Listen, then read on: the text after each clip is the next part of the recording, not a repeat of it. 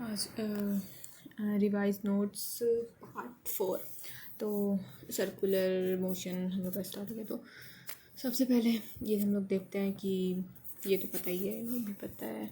तो angular displacement in rotation and to an भी एक नंबर है, तो नंबर है तो डायरेक्टली हम लोग नंबर से ही निकाल सकते हैं, तो मालूम चल जाएगा। और ये इसमें हम लोग को बताना है कि हमेशा ही जो है angular displacement and angular distance same होगा। तो क्या ऐसा नहीं होता, हमेशा सेम नहीं होता है। अगर हम लोग एंगुलर डिस्टेंस की बात करें तो हमेशा ये वाला पाथ होगा, ये वाला पाथ होगा एंगुलर डिस्टेंस, मतलब एंगुलर डिस्टेंस की, और वो हमेशा सेंटर का जो थीटा होगा उससे निकलता है। पर जो एंगुलर डिस्प्लेसमेंट है वो जो है रेफरेंस पॉइंट में डिपेंड करता है। अगर हम लोग इधर से निकालें तो सेम होगा, अगर हम लोग इधर से अगर थीटा अज्यूम कर रहे हैं तो डिफरेंट आएगा। ओके, और फिर हम लोग तब आगे प्रोसीड करते हैं। ये तो हो गया, और ये हो जाता है इंटेंसिटी एवरेज वगैरह ये हो गया। एंड अगर ये देखा जाए कि हमेशा जो ये वाला जो इक्वेशन है जो हम लोग पढ़ते हैं कि v is equal to omega into r, ये क्रॉस प्रोडक्ट में होता है कि जब हम तभी हम लोग निकाल सकते हैं, जैसे कि ओमेगा हम लोग तभी निकाल सकते हैं जबकि आर क्या कहते हैं वेलोसिटी के परपेंडिकुलर हो, और ओमेगा जो है वो परपेंडिकुलर हो आर के। जैसे कि इन लोग का ये इसमें क्या रहता है, इसमें कि ये जो वेलोसिटी है वो परपेंडिकुलर होता है ओमेगा के, परपेंडिकुलर होता है, एंड जो वेलोसिटी है वो आर के भी परपेंडिकुलर है, और जो आर है वो ओमेगा के भी परपेंडिकुलर है। ठीक है, तो ये तीनों ही एक दूसरे से परपेंडिकुलर होते हैं। ठीक है, तो अगर हम लोग को कभी भी ऐसे वेलोसिटी मतलब निकालना है हमें क्या, जैसे कि हमें ओमेगा निकालना है, तो अगर वेलोसिटी हमेशा इधर, अगर रेडियस है इधर, तो अगर वेलोसिटी ऐसे दी हुई है, मतलब ऐसे कहीं भी वेलोसिटी दी है, तो हमें डायरेक्टली उसका जो है परपेंडिकुलर कंपोनेंट लेके ही निकालना है। ठीक है, तो लाइक जैसे हम यहाँ पे देख भी सकते हैं कि यहाँ पे परपेंडिकुलर से ही निकलती है। अगर हम लोग को लाइक अगर यही वाला जो है, जैसे कि ये इसको हम लोग रेस्ट में मान लिया और इधर हम लोग उल्टा करके एक्सेलरेशन मतलब वेलोसिटी दे दिए, तो 3i है, 3 पुट करके और डायरेक्टली हम लोग जितना डिस्टेंस था वो रेडियस मान के तो हम लोग रेडियन में निकाल लिए हैं ओमेगा की वैल्यू। अगर यही जो है ऐसे दिया रहता है कि यहाँ पे एक है, यहाँ पे एक इसकी वेलोसिटी और एक इसकी वेलोसिटी, तो ये एक इसका कंपोनेंट आ जाता जो कि साइन थीटा में आ जाता, और एक इधर इसका कंपोनेंट आ जाता जो वी कॉस थीटा, एंड इसका आ जाता साइन मतलब वी साइन थीटा, और इधर आ जाता कॉस। तो ये वाला कंपोनेंट हम लोग नहीं लेते हैं, तो क्योंकि रेडियस इन दोनों का यही वाला रेडियस होगा ना, तो हम ये वाला कंपोनेंट छोड़ देते और डायरेक्टली हम लोग ये वाला कंपोनेंट ले, इसको रेस्ट पे मान के इसमें से माइनस कर देते, और ओमेगा का वैल्यू अगर हम लोग ऐसे निकालते कि इस एंगल इसमें से ये वाला माइनस करके ये वाला माइनस करके, और इधर हम लोग डायरेक्टली जो है आर की वैल्यू जितनी भी आ रहा है वो पुट करके निकाल लेते। हम लोग साइन वाला कंपोनेंट लेते हैं, मतलब परपेंडिकुलर वाला लेते हैं। ओके, फिर वी नेक्स्ट, एंड ये तो एक वीडियो में भी एक्सप्लेन किया हुआ है। तो सबसे पहले तो हम लोग ये देख देते हैं कि ये क्या होता है। तो अगर कहीं एक्सेलरेशन है, सर्कुलर मोशन पे हम लोग चल रहे हैं, तो उसका दो जो है कंपोनेंट आता है। एक जो होता है टेंजेंशियल एक्सेलरेशन जो कि हमेशा स्पीड की तरफ और वेलोसिटी की तरफ होता है, जिस डायरेक्शन में मोशन होता है, और जो एक आता है नॉर्मल एक्सेलरेशन, और इसको हम लोग एक और के नाम से जानते हैं। तो ये हमेशा इस डायरेक्शन में होता है, परपेंडिकुलर डायरेक्शन में होता है, जो कि नॉर्मल एक्सेलरेशन होता है। और इसका अगर हम लोग वेक्टर्स हम देख ले बीच वाले का, तो ये दोनों का आएगा। इन दोनों को अगर हम लोग रूट दे के निकाल ले तो पता ही चल जाएगा ना, ये तो हम लोग को वेक्टर वाला आता है। तो डायरेक्टली अगर हम लोग अगर एक्सेलरेशन और v का मतलब वेलोसिटी का अगर हम लोग डॉट प्रोडक्ट ले लें तो क्या आएगा, ये आता है। अगर हम लोग डॉट प्रोडक्ट इसका लेते हैं तो ये आंसर आएगा ना। तो हम लोग यहाँ से जो है टेंजेंट यहाँ से डॉट प्रोडक्ट लेके और ये आंसर आएगा तो हम लोग v यहाँ पे भेज देंगे तो ये वाला आ जाएगा और ये a cos थीटा बच गया। अब जो ये a cos थीटा है वही टेंजेंशियल एक्सीलरेशन, जैसे कि हम लोग देख सकते हैं ये जब इसका कंपोनेंट यहाँ पे लिया जाएगा तो a cos theta he tangential acceleration हो जाएगा। तो ये आ गया। और अगर हम लोग टेंजेंशियल एक्सीलरेशन का अगर हम लोग इसका वेक्टर फॉर्म लिखें तो ये टेंजेंशियल एक्सीलरेशन का मैग्नीट्यूड हो जाएगा और ये टेंजेंशियल एक्सीलरेशन का जो है डायरेक्शन हो जाएगा। और टेंजेंशियल एक्सीलरेशन का हम लोग ये भी लिख सकते हैं, ये इसका मैग्नीट्यूड और डायरेक्शन तो हम लोग डायरेक्शन के फॉर्म में लिख सकते हैं। जैसे कि टेंजेंशियल एक्सीलरेशन का डायरेक्शन हमेशा जो होता है वेलोसिटी और स्पीड की तरफ ही होता है, तो ये हम लोग डायरेक्टली वेलोसिटी का डायरेक्शन लिख सकते हैं। ठीक है, क्योंकि हम लोग देखते हैं ये जैसे कि सर्कल है तो यहाँ पे अगर इसकी वेलोसिटी है तो यहाँ पे टेंजेंशियल एक्सीलरेशन होगा जो कि cos थीटा के फॉर्म में होगा। ठीक है, cos थीटा, क्योंकि अगर हम लोग ये एंगल मानते हैं तो cos थीटा के फॉर्म में होगा। और यहीं पे तो वेलोसिटी की डायरेक्शन होती है ना, तो इसीलिए हम लोग ये वाला कंक्लूड करके लिख सकते हैं। जैसे कि ये वाला अगर हम लोग इसको डराइव कर लें इधर से, ये अगर हम लोग इसका डॉट प्रोडक्ट लेते हैं तो ये और ये cos थीटा आ गया और यही जो होगी वो होगी 80। ठीक है, और ये इधर चला गया तो ये और फिर ये 80 फॉर्म में आ जाएगा। ठीक है, ये तो होता है ये। और ये तो एक क्वेश्चन दिया है उससे हम लोग निकाल सकते हैं। ये वाला तो हो गया। और इसमें दी हुई है कि इसमें दिया हुआ है कि जो एक्सेलरेशन है वो जे डायरेक्शन में यानी कि वाई डायरेक्शन में है, तो हम लोग ग्राफ से भी डायरेक्टली हम लोग निकाल सकते हैं। यार अगर हम लोग we can conclude this plotting graph, तो हम लोग डायरेक्टली एक्सेलरेशन यहाँ पुट कर देंगे और जो वेलोसिटी है उसका 5 कंपोनेंट, मतलब जो वेलोसिटी है उसका जो है ये आएगा 5 जो है उसका अगर हम लोग निकाल लें मैग्नीट्यूड तो 5 आ जाएगा 5। तो यहाँ से हम लोग डायरेक्टली जो है और वेलोसिटी की डायरेक्शन ये हो जाएगा और टेंजेंशियल एक्सीलरेशन भी निकल जाएगा, क्योंकि हम लोग डायरेक्टली अगर हम लोग ये जो 10J है उसको अगर हम लोग इस डायरेक्शन में ले लें तो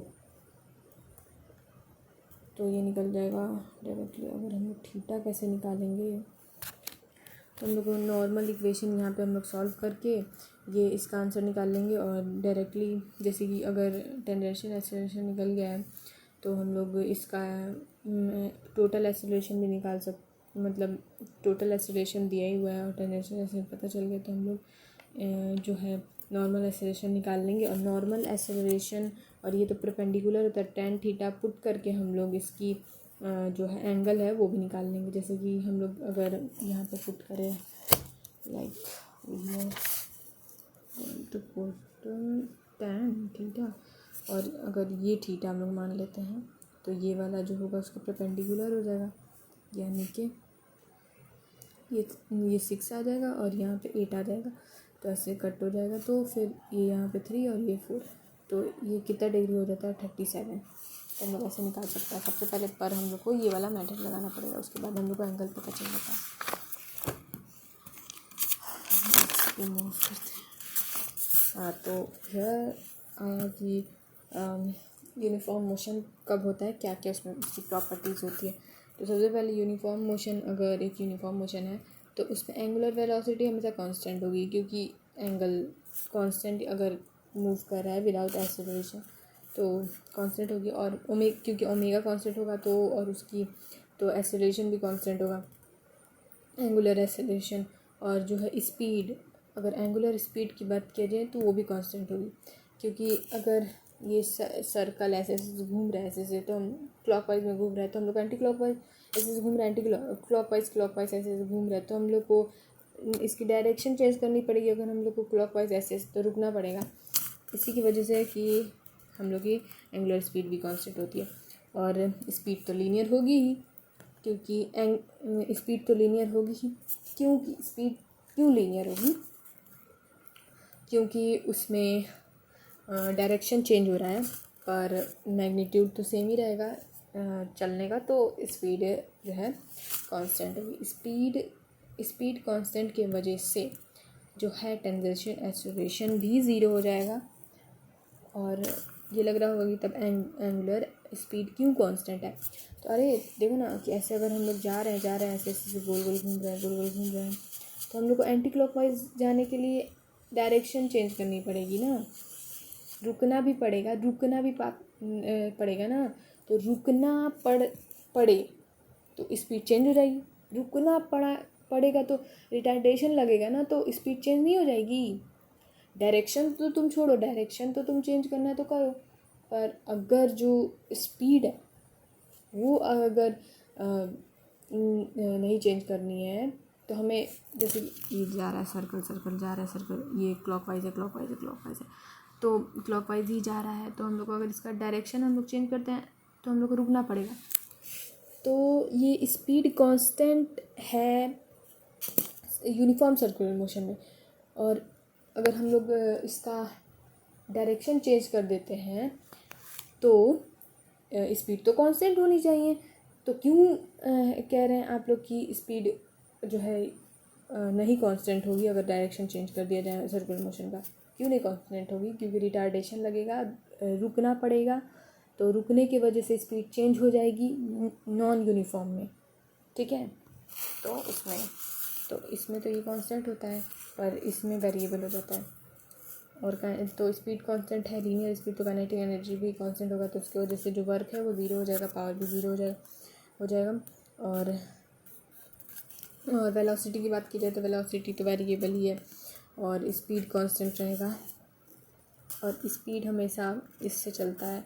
और वेलोसिटी चेंज हो रही है मतलब, तो जो सेंट्रीपिटल एक्सेलरेशन है, जो कि नॉर्मल एक्सेलरेशन भी इसको हम लोग बोलते हैं, वो कांस्टेंट नहीं रहेगा। तो ओवरऑल जो है इसका यूनिफॉर्म सर्कुलर मोशन का, उसका एक्सेलरेशन जो है कांस्टेंट नहीं होता, ओवरऑल एक्सेलरेशन कांस्टेंट नहीं होता है, ठीक है। ओवरऑल एक्सेलरेशन ज़ीरो भी नहीं होता है, क्योंकि उसमें सेंट्रीपिटल एक्सेलरेशन आ जाता है। भले तुम देखो यहाँ पे जैसे कि ये ज़ीरो हो गया, पर ये तो है क्योंकि वेलोसिटी चेंज कर रही है, क्योंकि डायरेक्शन चेंज कर रहा है। लीनियर स्पीड कांस्टेंट है और एंगुलर वेलोसिटी भी कांस्टेंट रहनी चाहिए, फिर एंगुलर स्पीड भी कांस्टेंट रहनी चाहिए। पर लीनियर स्पीड भी कांस्टेंट रहेगी, बस वेलोसिटी जो है एंगुलर वेलोसिटी चेंज करेगी, मतलब एंगुलर वेलोसिटी भी कांस्टेंट रहेगी, वेलोसिटी चेंज करेगी, ठीक है। तो यहाँ पे आया कि आप एवरेज एक्सेलरेशन निकाल दीजिए। एवरेज एक्सेलरेशन का फार्मूला ये होता है, हम लोग तो डायरेक्टली वी का फार्मूला पुट कर देंगे, वो ऐसा आ जाएगा। और जैसे कि यहाँ पे अगर हम लोग देखें तो एक्स और V is equal to V आ जाएगा। तो यहाँ पे डायरेक्टली डिस्टेंस है तो डिस्टेंस तो आर थीटा होता है, तो और इसमें वेलोसिटी आ जाएगी, ठीक है। तो वही चीज़ हम लोग यहाँ पे लिख दिया है। और ये जो है माइनस, अगर वेक्टर दो माइनस होते हैं तो ये वाला फार्मूला ये भी करता है, जानते हैं। जैसे कि हम लोग वेक्टर में पढ़े थे कि दो अगर अपोजिट साइन के वेक्टर माइनस अगर होते हैं तो ये आ जाता है, और ये आ जाएगा। अगर एंगल बहुत ही स्मॉल है तो ये पूरी वैल्यू जो है वो 1 आ जाती है, तो 1 आने की वजह से ये हो जाता है। और यूनिफॉर्म सर्कुलर मोशन के लिए ये सेंट्रीपिटल एक्सेलरेशन होता है। और इधर आ गया दूसरा नॉन यूनिफॉर्म मोशन। तो नॉन यूनिफॉर्म मोशन में स्पीड तो चेंज करेगा ही, क्योंकि एक्सेलरेशन होता है पूरी तरीके से, सेंट्रीपिटल भी होता है, टेंजेंशियल भी होता है, तो स्पीड तो चेंज करनी है। तो इसमें आएगा कि जो है पूरा एक्सेलरेशन रहता है वो नॉन ज़ीरो होता है। इसमें ओमेगा जो था वो कांस्टेंट था, तो ठीक है। तो जो एंगुलर एक्सेलरेशन था वो ज़ीरो था, ठीक है।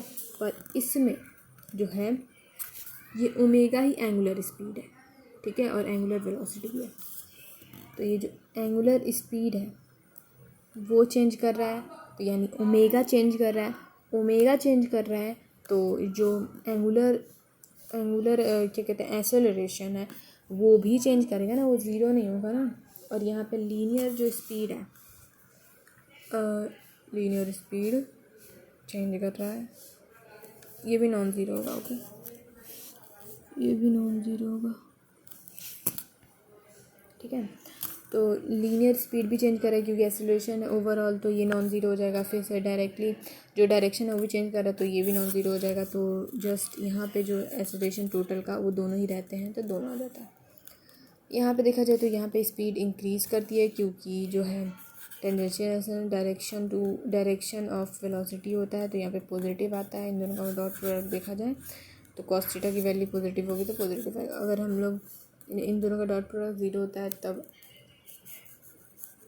टोटल ऐसे जो होती है ये यूनिफॉर्म होता है क्योंकि इसमें जो एटी है जो कि टेंजेंशियल है वो ज़ीरो होता है, तो इसमें टोटल एक्सेलरेशन सेंटर की तरफ ही जाता है जो कि परपेंडिकुलर हो जाता है। परपेंडिकुलर होने की वजह से इसका डॉट प्रोडक्ट ज़ीरो हो जाता है।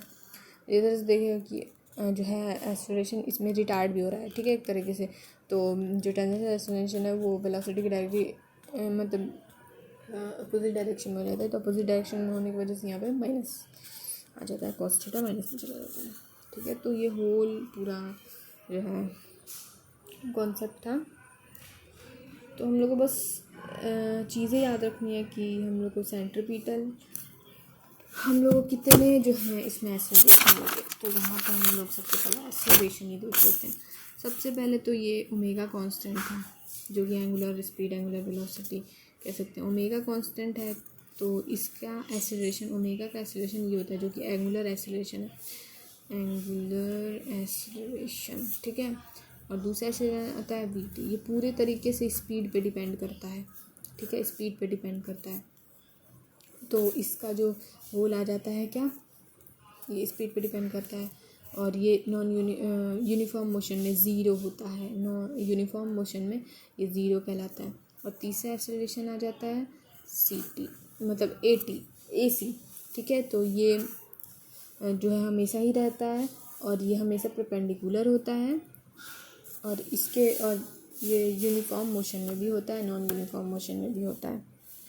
और फिर एक और एक्सेलरेशन आता है जो कि होता है ए, ये होता है 1D वाला एक्सेलरेशन जो कि नॉर्मल इक्वेशन में ये वाला इक्वेशन में लगता है, ये वाला इक्वेशन में, ठीक है, ये वाला इक्वेशन में ये वाला लगने वाला होता है। इसका इक्वेशन अगर हम लोग ऐसे करें तो ये आ जाएगा थीटा वाला और यहाँ पे आ जाएगा ओमेगा और ये टी और फिर ये अल्फ़ा और ये टी स्क्वायर, इसका हो जाएगा।